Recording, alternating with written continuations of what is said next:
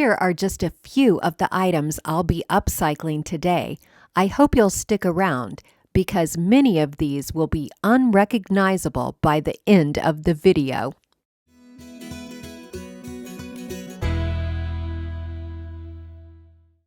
Hi, it's Sherry. Welcome to Canterbury Cottage. I am so excited to share a new thrift flip with you this week. I tried out some new techniques, one that I'm pretty sure you've never seen before. And I love how the projects turned out, and I think you will too. Well, if you are ready to see what I did with my most recent thrift haul, let's get started. My brother and sister-in-law thrifted this small wall cabinet for $7 and gifted it to me at Christmas time. It's pretty cute as it is, but I knew right away I wanted to try out the IOD paint inlays on it. I cleaned it really well and gave it 2 coats of ivory chalk paint. I removed the metal grill and cut a small scrap piece of wood that I had to fit in the opening, and I held it in place with wood glue. Before applying the paint inlays, I lightly sanded the entire piece. I trimmed the edges off the paint inlay sheets so that I could match the pattern up from one sheet to the next. I applied another coat of chalk paint to a small area, and then I carefully pressed the paint inlay sheet face side down into the paint. Then I lightly misted the paint inlay sheet with some water and then carefully smoothed out any wrinkles. I repeated this process until I had the entire cabinet covered with the paint inlay sheets. Painting a small section at a time, pressing the paint inlay sheet carefully into the paint, smoothing out wrinkles, misting with water, and smoothing out any additional wrinkles. Once this process was done, I left it alone for over an hour to let the paint and the paint inlay sheets completely dry. When everything was dry, I remisted the entire cabinet, waited about 30 seconds, and then I began peeling off the paint inlay sheets. This is not a decal. The paint is actually embedded in the paint on the cabinet. It looks almost as if the cabinet had been ink stamped all over. I absolutely love this look.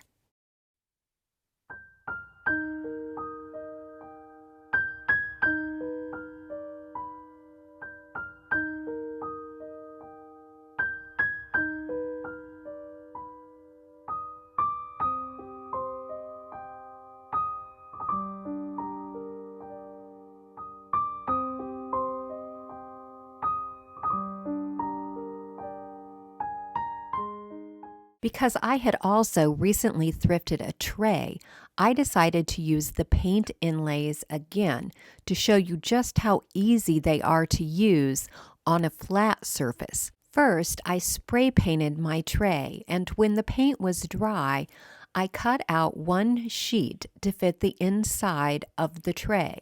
After applying a thin coat of chalk paint to the inside of my tray, I carefully pressed my print inlay sheet into the paint, smoothed out any wrinkles, lightly misted it, smoothed out any wrinkles for the second time, and let it dry for an hour. After the paint was dry, I remisted the paper, let it sit for 30 seconds, and then lifted it off the tray. It came off in one big piece. That's how easy it is. I distressed the edges of the tray with some sandpaper and then applied a couple coats of a clear top coat to protect the surface from any wet spills.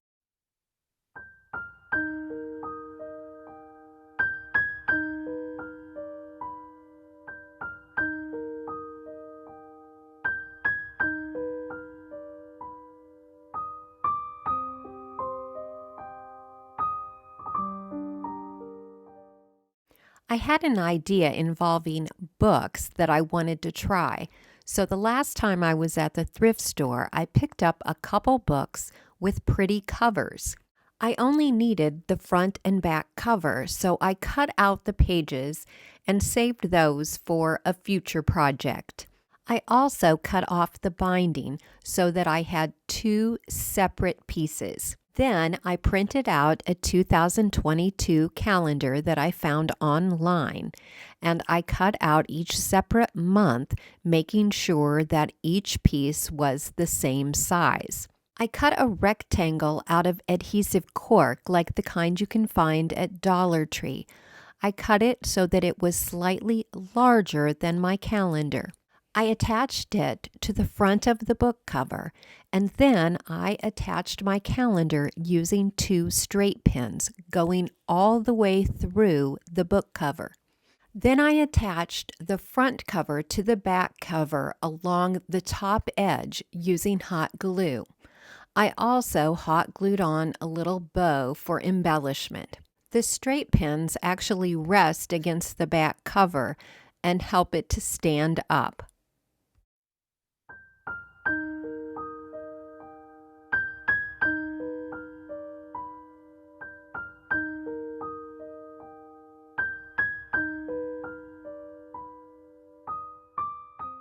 The front and back covers were actually falling off of the second book, so I didn't have to feel guilty about cutting it up.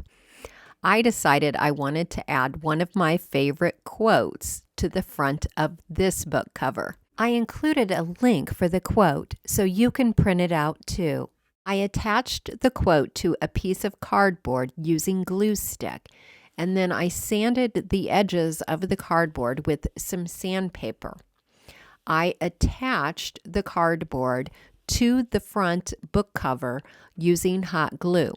I attached the front cover to the back cover with hot glue, running it along the top edge on the inside. I looked through my basket of old jewelry and came across this cross, which I thought was the perfect embellishment to go along with the Mother Teresa quote. I tied some ribbon to the top of the cross and then hot glued the ribbon to the front book cover.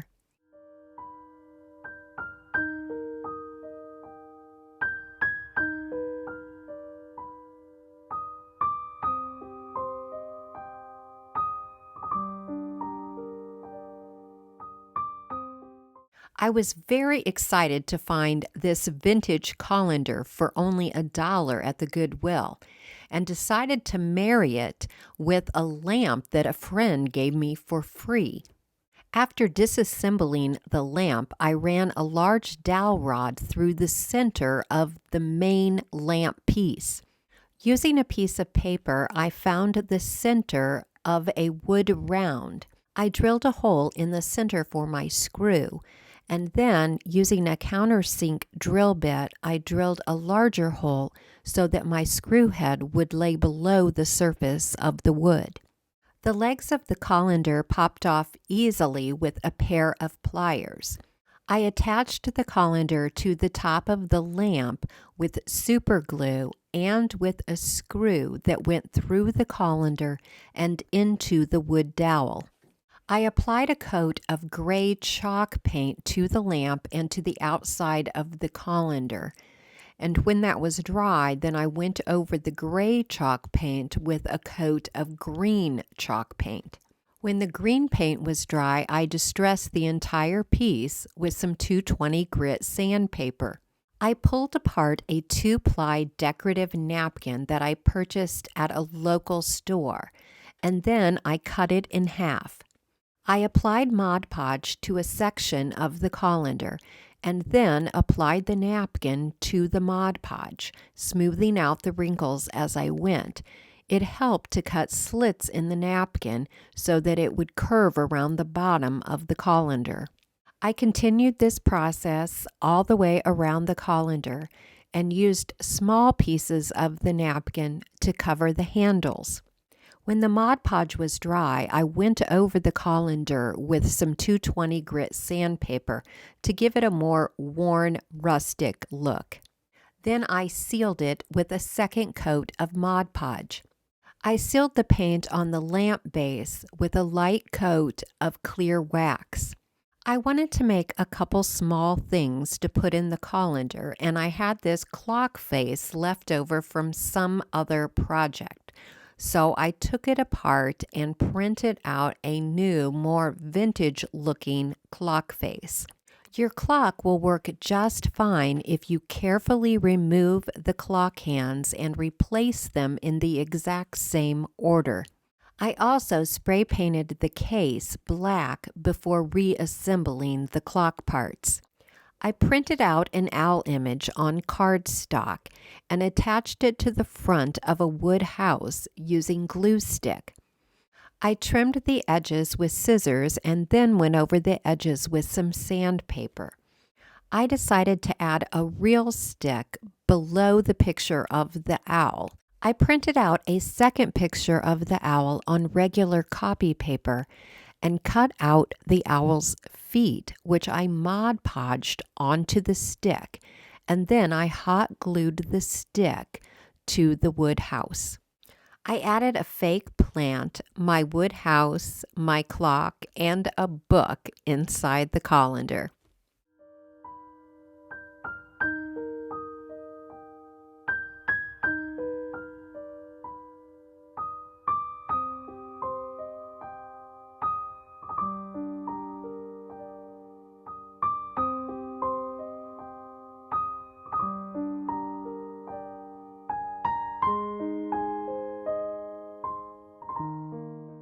I'll be honest, when I picked up this wall sconce for a couple dollars at my local thrift store, I had absolutely no idea what I was going to do with it.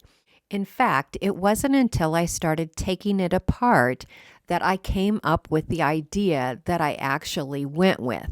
Once I removed the round plates, I saw that it was basically a decorative socket attached to a large L bracket. I could attach that L bracket to just about anything, and I decided to attach it to a vintage pillar that I use for decoration in my family room. All I needed was a washer and one screw. I painted the washer, the L bracket, and about 6 inches of the cord with gray paint to blend in with the paint on the pillar. I wrapped the cord around to the back of the pillar and stapled it in place. I'm pretty sure this lamp is a one of a kind.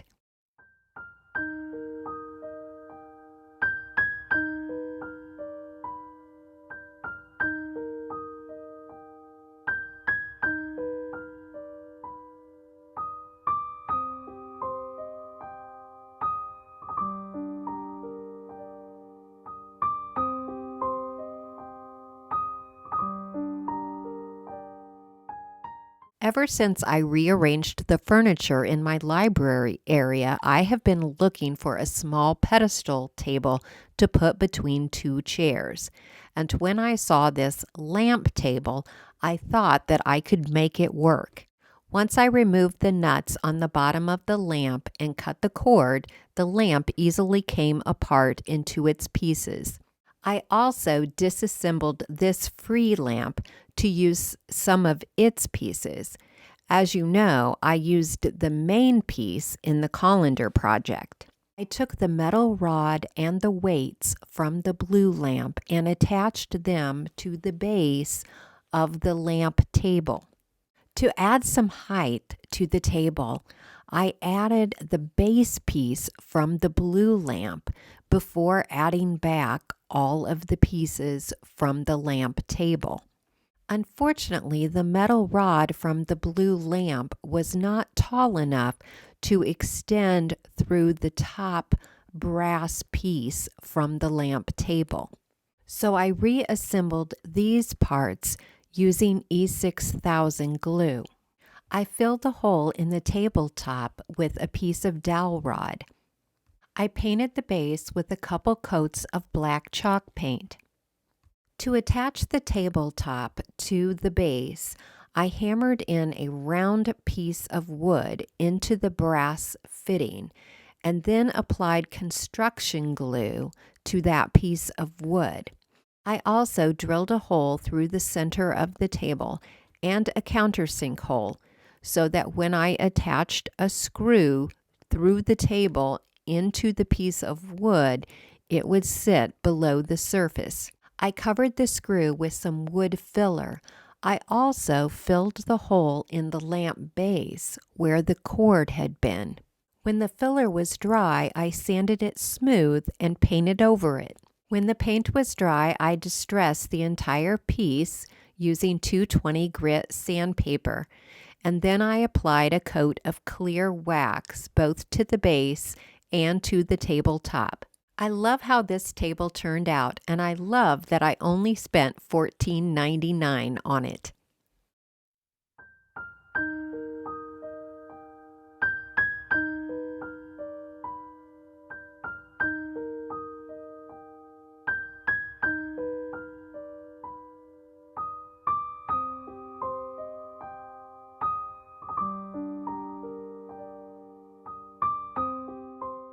In my Q&A video, I mentioned that I don't buy plastic items at the thrift store, and that's not completely true, because when I find a round frame, I buy it, even if it's plastic. The key to making it look like wood is to hand paint it, not spray paint it, with a couple coats of chalk paint. I love the look of a round framed bird print.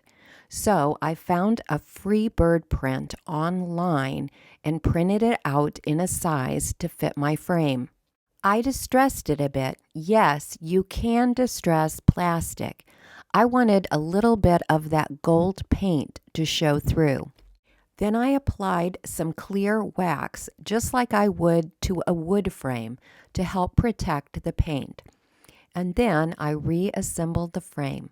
I love how this turned out, so I will for sure be keeping an eye out for more round plastic frames.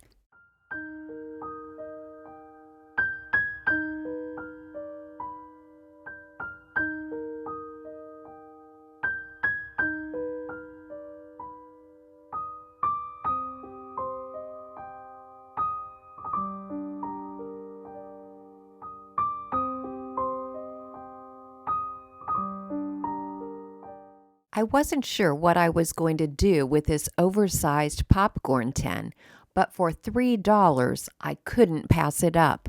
First, I got rid of the teddy bears with a couple coats of white spray paint. Then I cut a circle from some heavy cardboard, the same size as the lid. Then I cut a couple layers of polyester batting to fit over the piece of cardboard.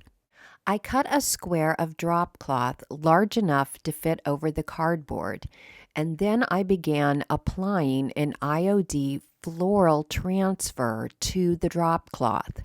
Once the transfer was adhered, I wrapped the drop cloth around the batting and the cardboard and began hot gluing the edges of the drop cloth to the back of the cardboard, cutting off excess fabric as I went.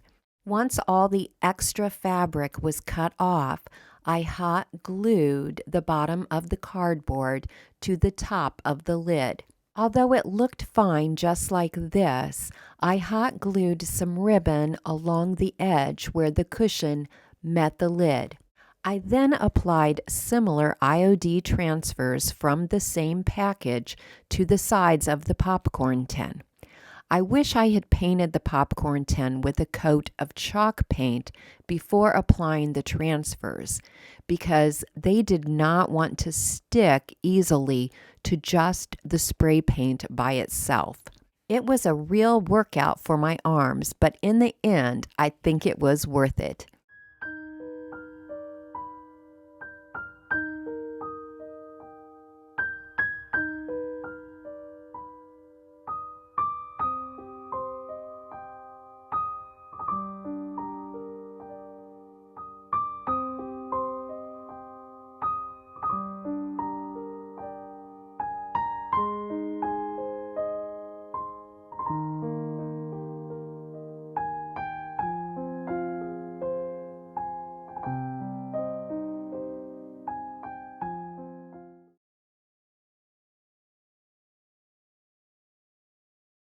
My niece Sadie dug up a vintage Pepsi can she saw while out camping, thinking that I might be able to do something with it.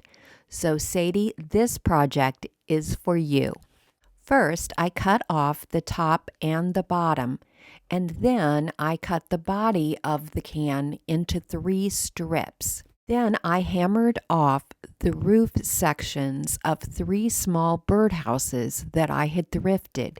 Using chalk paint, I painted 1 house red and 2 houses white to coordinate with the Pepsi can design. I folded the 10 strips over the top of each birdhouse, drilled a few holes through the Pepsi can, and then nailed the 10 to the top of each birdhouse. To make stands for each birdhouse, I drilled holes in some wood slices and drilled holes in the bottom of each birdhouse. And then I inserted a dowel rod into the holes and secured them with some wood glue. To further dress them up, I drilled some holes into the wood slices so that I could insert the stem of some succulents, which I hot glued in place. I also glued on additional embellishments like a small plastic bird and some ribbons. I generally get all of these embellishments and the succulents at Dollar Tree. Well, Sadie, what do you think?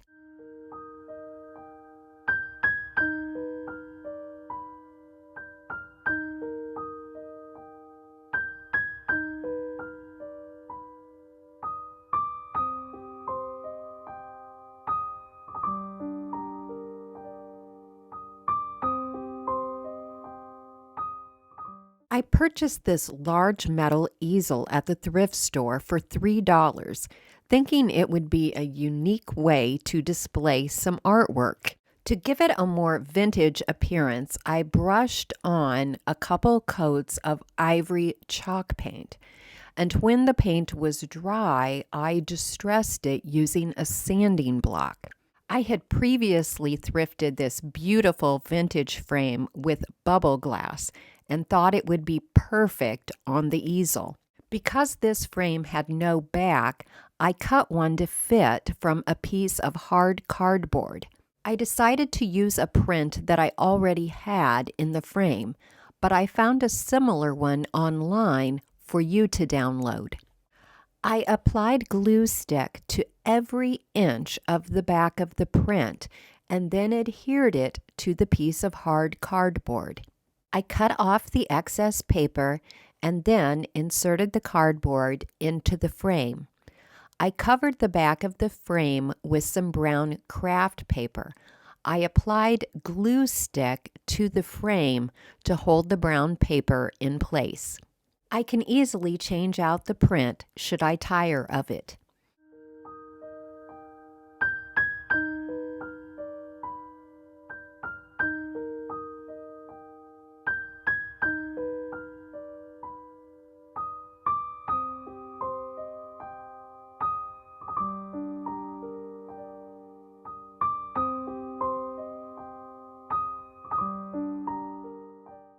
Some of the best thrift store finds are those that are perfect just as they are, and all you have to do is find a spot for them in your home, like this beautiful framed floral print that I got for $12 at a local thrift store.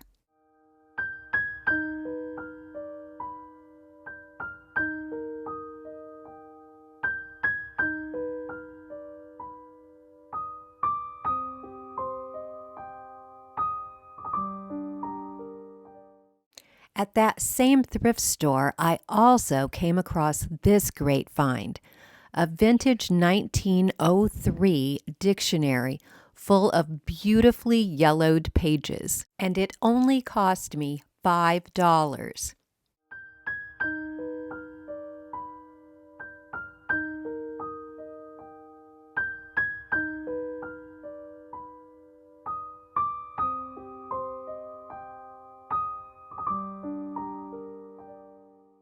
Although this $4 candelabra probably originally came from Hobby Lobby, I thought it was a pretty good fake, and I liked its French country appeal.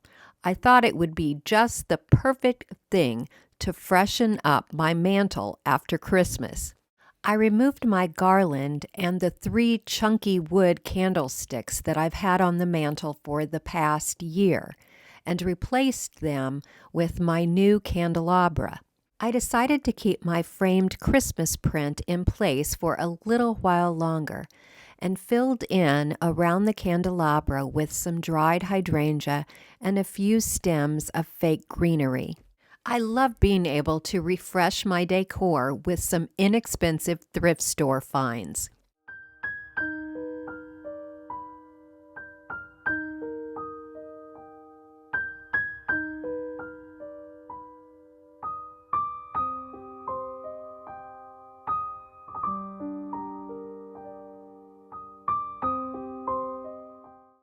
My last find was this $2 dandelion pillow. Even though the topic is summery, the colors are wintry and it's so cute, so I'm using it right now.